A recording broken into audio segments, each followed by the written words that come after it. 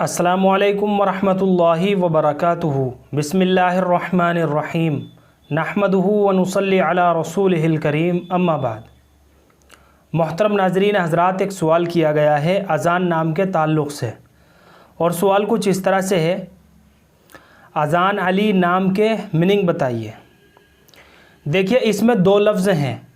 एक लफ्ज़ है आज़ान, यानी अलिफ मद आ के साथ खींचकर पढ़ेंगे आज़ान, और एक लफ्ज़ है अज़ान। तो सबसे पहले बात करेंगे हम आज़ान की।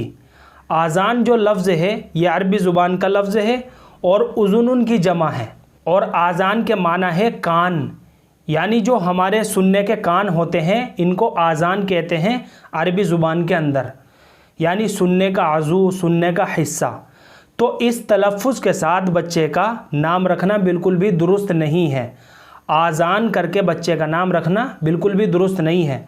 और एक लफ्ज़ है अज़ान, यानी अलिफ़ के ऊपर ज़बर के साथ। अज़ान का माना है ऐलान, यानी पंज वक्ता नमाज के ऐलान के मखसूस कलिमात, इसको अज़ान कहते हैं। अज़ान इस्लाम में नमाज के लिए पुकारने को कहते हैं। दिन में 5 मरतबा फ़र्ज़ नमाज़ों के लिए मुअज़्ज़िन ये फ़रीज़ा अंजाम देता है, और नमाज से पहले सफ़ बंदी के लिए दी जाने वाली अज़ान को इकामत कहते हैं। बाहर के बच्चे का अज़ान करके नाम रखना दुरुस्त है, और अगर आप अज़ान अली करके नाम रखना चाहें तो इस तरह से भी बच्चे का नाम रखा जा सकता है, जैसा कि आपने कमेंट में सवाल किया है।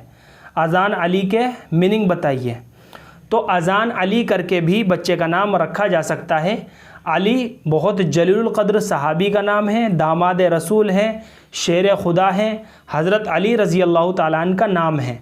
तो अज़ान अली करके भी बच्चे का नाम रखा जा सकता है। मुझे उम्मीद है कि आप सभी हज़रात को अच्छी तरह समझ में आ गया होगा। अल्लाह हम सबको सुन्नत व शरीयत पर पाबंद फरमाए।